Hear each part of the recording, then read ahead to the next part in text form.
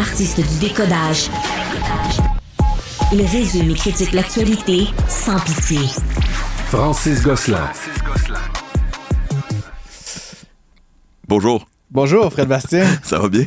Fred is Brat. Je suis Brat. Oh oui, ben peut-être que je suis un peu Brat. Quand je dis là, hey, ça devrait marcher de même, puis vous faites des erreurs, c'est peut-être que je suis un peu Brat quand même, un peu. C'est quoi Brat? Brat, c'est le titre de l'album d'une artiste américaine, Charli XCX, qui plaît surtout aux très jeunes génération Z. Ouais, c'est très jeune, 20 ans de moins que moi. Ouais.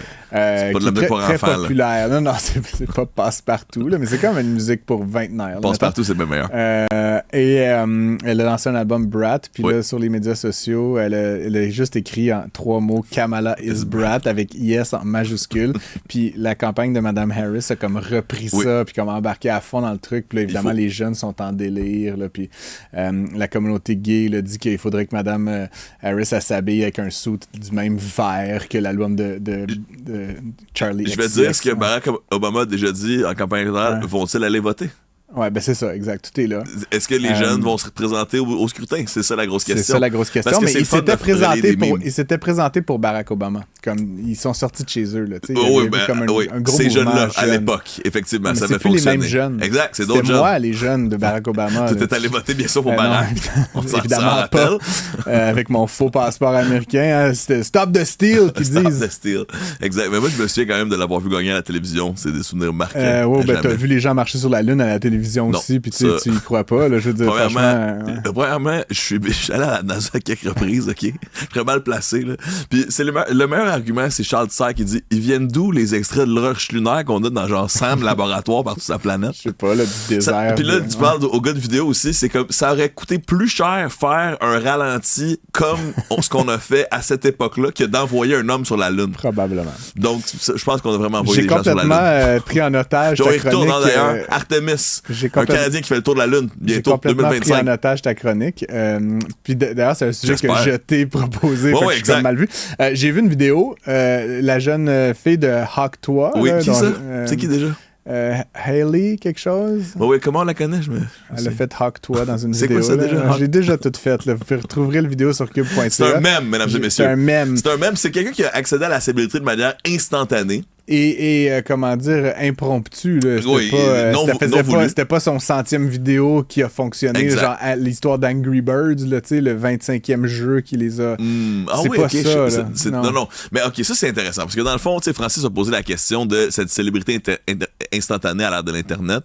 Puis ce qui est vraiment fascinant, c'est que surtout depuis TikTok, ce qui est assez récent, là, ce phénomène est complètement exacerbé. Ça peut vraiment arriver du jour au lendemain. Alors que, tu sais, là, c'est drôle ce que je veux dire. Même il y a longtemps, dans le temps YouTube, c'est-à-dire il y a comme 7-8 ans, là, même pas, là, tu sais.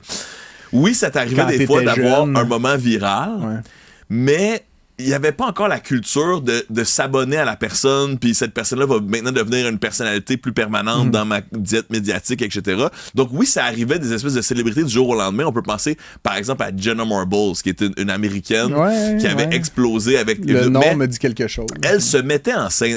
Elle essayait déjà de produire une vidéo. Alors que pour le cas de la Hawk 3 Girl, Hailey, là, qui est cette jeune blonde qui a répondu à un vox pop dans la rue il y a quelques, on va dire mois, semaines, puis qui est maintenant encore une influenceuse reconnue, là, disons ça comme ça, ça pose la question de cette célébrité instantanée parce qu'elle n'essayait pas de se mettre en scène, elle ne faisait que répondre aux questions d'un animateur qui, lui, essayait de se mettre en scène sur Internet. Puis, et qui, d'ailleurs, dans les derniers jours, là, disait « Hey, n'oubliez pas que nous c'est aussi, moi. c'est moi. » C'est moi qui a fait naître cette femme. Tout le monde s'en fout, mais tu sais, il y a peut-être 1 million d'abonnés. Moi, la question que je te posais, parce que qu'il y ait des gens qui apparaissent comme ça dans nos vies et qui disparaissent aussi vite, là, tu sais, Tequila, Heineken, Mon père est riche en tabarnak, tu sais, tout ça. Où sont-ils? Mais c'était pas un même aussi positif que Hawk 3. Hawk 3, c'est quand même un appel vers la paix mondiale, là, je veux dire, entendons-nous. Là. C'est comme ça dit, on n'a pas peur de se lever les manches puis d'aller se battre pour le monde qu'on aime.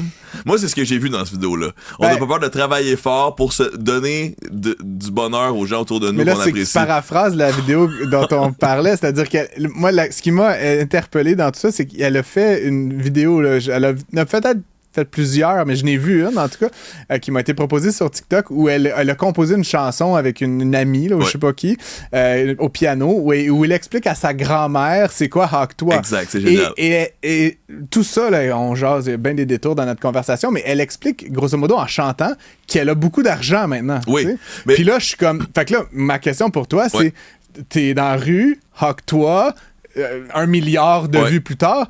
Comment tu fais de l'argent? Bon, c'est quoi moi, je sais qu'elle a été signée par une agence assez rapidement. C'est ça, comme... Puis rapidement, c'est sûr qu'il y a des possibilités d'avoir des brand deals, là. C'est-à-dire des un t-shirt, là. Non, mais des commandites dans le contenu, là, tu sais. Ah ouais. Puis là, je veux dire, Hollywood étant ce qu'il est, là, je veux dire, moi, je suis convaincu que jour 2, elle avait comme 3-4 compagnies de pub qui étaient prêtes à l'avoir, là. Puis ça, c'est comme... Pour Pepsi, là, mettons, au Québec, c'est genre des 5-6 000 $ facile. Fait que, imagine-toi, LA, le rajoute un 0, là, exact. Ça, okay.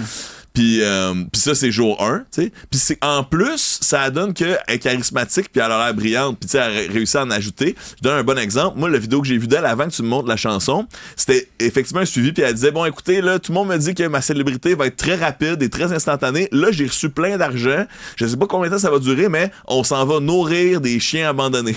Puis on la voit dans un magasin de bouffe. Puis là, tu lui donnes de l'argent, probablement. Là, peut-être, puis je veux dire, ou encore mieux, imagine si c'est une pub pour le magasin de bouffe, là, tu sais, ce qui sera encore plus génial. Qu'elle est payée ça semble organique. $50 pour faire. Ouais, exact, pour le faire. Mais à la fin, on la voit dans le magasin de bouffe de chiens, acheter plein de bouffe de chiens, puis aller au refuge de chiens, puis là, encourager les gens à adopter les chiens. Puis tu sais, je pense que ça fonctionne avec son personnage, ça fit avec la fille qu'on a vue sur cette vidéo-là, de la voir généreuse, puis positive. Naïve, puis pas nécessairement naïve, mais comme... Presque, ouais, non, mais qui a envie de se servir de cette célébrité, tu sais, un peu absurde, on se le dire, à bon escient, peut-être, là, tu sais. Puis je veux juste terminer sur l'histoire de TikTok, c'est que bon, bien sûr, à l'époque des médias traditionnels, là, c'était très rarissime là, de ce genre de truc, mais ça rappelle bien sûr la fameuse citation de Andy Warhol qui disait qu'un jour, on allait tous avoir notre 15 minutes de gloire. Puis TikTok rend ça encore plus rapide que YouTube parce que justement, sur TikTok, c'est voulu. Il y a dans l'algorithme une espèce de loterie à l'explosion de vues. Puis c'est voulu même dans les premières fois où tu publies là, que ça se peut que ton algorithme te fasse voir par comme des millions de personnes jour 1. Puis ça contribue à donner envie aux jeunes de publier parce que on sait que les humains, on est un peu dépendants, c'est ça, des retours aléatoires. Donc là, on se dit, peut-être que ma 3e vidéo, ça va être 5 millions. Puis même, justement, il y en a qui sont déçus. Oh non, ma 3e vidéo, elle a juste comme 50 views. Mais là, il faut que j'en fasse un autre pour voir. Puis bref, on a comme enclenché l'algorithme. Puis là, on le voit, là, des histoires des jeunes. J'ai vu une jeune au secondaire qui a publié un TikTok à sa table de cafétéria avec ses amis.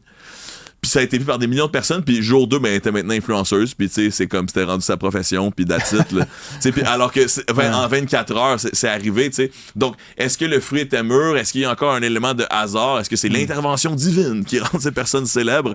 Je pense que c'est tout ça en même temps. On peut demander à Donald si c'est l'intervention divine, mais donc tu donnes quelques pistes, là, je veux dire, déjà, pour revenir à notre ami Hailey, le charisme fait partie de la chose, puis t'as comme une fenêtre d'opportunité très courte pour la saisir. Si elle avait faut battre le fer quand il est chaud. Si elle avait passé 3 jours à jouer à la PlayStation, je veux dire, tu sais, faut que tu signes un deal, que tu apparaisses dans une pub. Ouais, je pense que rapidement, elle a dû recevoir des appels de gens qui étaient comme, parle pas, signe rien, puis là, tu sais, signe avec nous. Fait que là, d'après moi, là, il y a eu comme une compétition. Parce que je sais pas si tu te souviens, mais des premières heures, on savait pas trop c'était qui. Puis ça, je pense que ça a aussi contribué parce que la recherche, c'est juste une influenceuse qui fait nanana, alors que là, elle a comme été découverte, puis bon. Puis tant mieux, moi, je souhaite de poursuivre, hein, parce que...